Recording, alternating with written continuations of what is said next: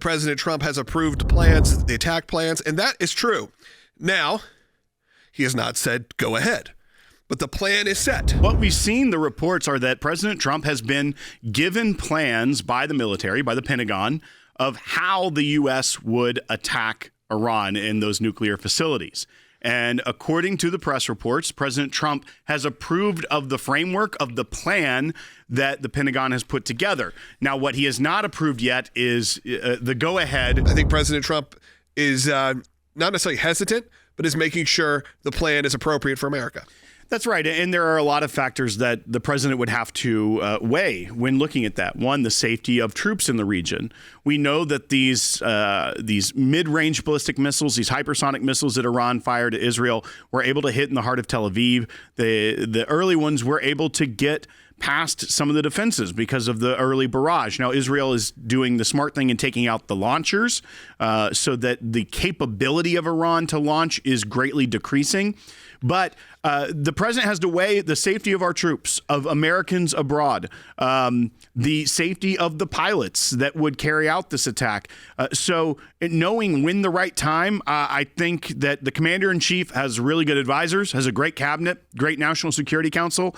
I understand the anxiousness that some of us have to see the final end of the Iranian nuclear program. This also comes on the heels of an attack of an Israeli hospital by Iran. Of course, they're using some of the reasons of why they feel that that was necessary. Dad, I want to get your point of view, as it does feel a bit more chaotic this morning. Well, I think the intensity of what's about to happen is becoming a reality. And in that regard, Logan, I think it's important for people to understand that the attack on the hospital that took place last night is a violation of the law of armed conflict, and it violates the Rome Statute, which governs the International Criminal Court, Section 8 in particular, which states that hospitals are off limits unless they're being used for military purposes. In other words, sometimes Hamas and Hezbollah, we know, have utilized hospitals to launch rockets. That's not, of course, what the Israelis do. Israel Defense Forces do not do that. So it is a complete violation of the law of armed conflict. It's a complete violation of international law. I instructed our legal team this morning to prepare what's called a protest letter that goes to both the United Nations and the Security Council, as well as the International Criminal Court. They're very quick, these entities, these international tribunals, they're very quick to attack Israel and to bring charges against Israel. I mean, they currently have Benjamin Netanyahu under indictment, which is absurd, but there you have it. Here, you have an attack on a civilian hospital, clearly violates the law of armed conflict and international law, and we've heard nothing from these international tribunals, and that's why we activated this morning our international teams to work on preparing the necessary documents immediately. And I'm planning on filing tomorrow.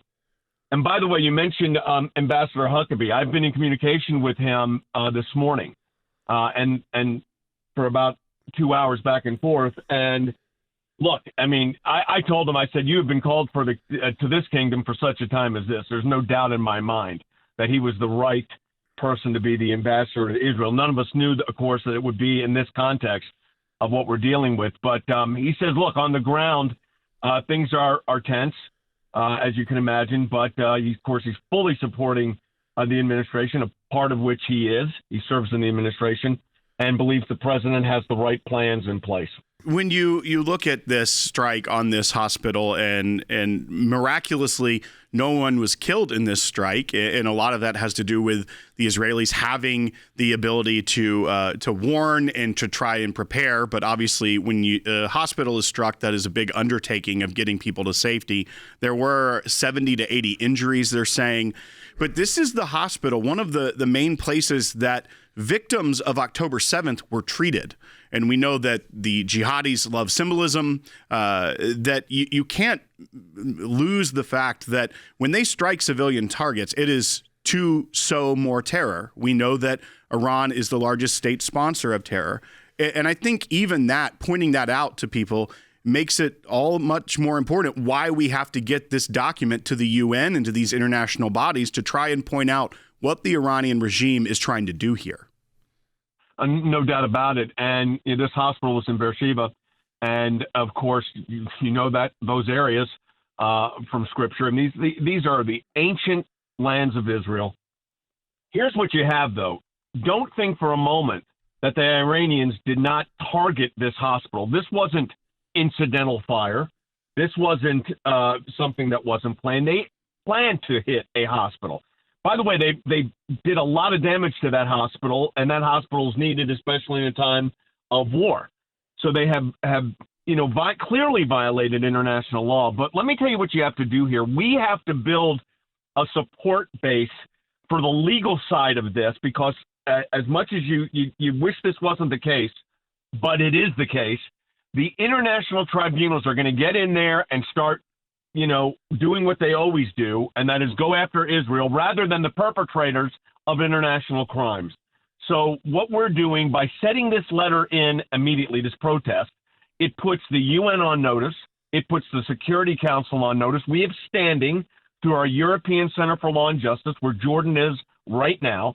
We have standing to do this, and we'll also do the same, of course, to the International Criminal Court, where we've actually appeared before on Israel's behalf and on behalf of the United States in other proceedings. So, we're one of the few law firms in the world that have had that kind of experience. I've been on the floor of that at the International Criminal Court in the courtroom for weeks back in 2020. In the end of 2019.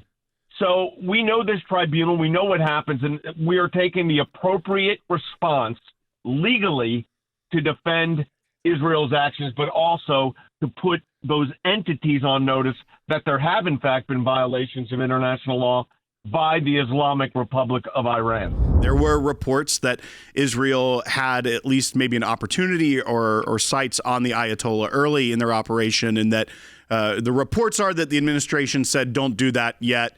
Obviously, you can take the New York Times reporting with a grain of salt, so not quite sure what the reality is there. But we also know that there has to be intelligence assessments. You have to know who comes next after the Ayatollah. If the people aren't ready to overthrow the regime and the son of the Ayatollah takes over. So even those considerations are what the administration is doing right now when they're having National Security Council meetings, when they're consulting with the intelligence community. It is all seeing how this plays out, not just in the next few days, but in the long term, and for not just the people of America and Israel, but the very people of Iran as well. Look, I think we should be clear is that the United States does not have a policy of regime change. I don't believe that we're considering that. I don't believe that's a discussion. I don't believe Donald Trump is going to do that. Israel is. They are having that discussion, and they have every right. They're in that neighborhood. It feels a little bit more pressure for them, I'm sure. But for President Trump, he doesn't do regime change. He wants to solve this peacefully. He's offered the Iranians a way out peacefully. But I think we have to assess through intelligence assessments. Remember, that's the key. It's all an assessment. It's not absolute. And so we have to look at this and figure out what's best for the United States.